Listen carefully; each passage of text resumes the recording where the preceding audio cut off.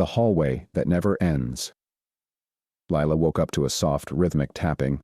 She blinked into the dark, her heart thudding against her ribs. It was coming from the hallway outside her bedroom door. Tap, tap, tap. The house was silent otherwise, the kind of heavy silence that made her ears ring. Slowly, she sat up, her body stiff with unease. "Hello?" she called out, her voice barely above a whisper. The tapping stopped. The silence thickened, almost pressing in around her.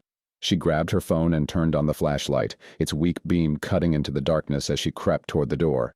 Her hand trembled as she opened it, peeking into the hall. Nothing. The hallway stretched out in front of her, longer than it should have been, much longer. The walls seemed to stretch on forever, dim and flickering, the overhead light bulbs swaying gently, though there was no wind. Her breathing grew shallow. This wasn't right. The tapping started again, tap, tap, tap. It was louder now, coming from deep down the hallway, farther than she could see. "Who's there?" Lila called, her voice cracking. The tapping stopped again, abruptly. She froze, her fingers tightening around her phone. Then, from the darkness ahead, bang, bang, bang. The sound exploded through the hallway as if someone were slamming their fists against the walls. The bulbs flickered violently, casting grotesque shadows that writhed and twisted. "Stop it," she screamed, stepping back, but her voice felt swallowed by the endless corridor. The sound stopped, a moment of dreadful silence, then a whisper close, too close.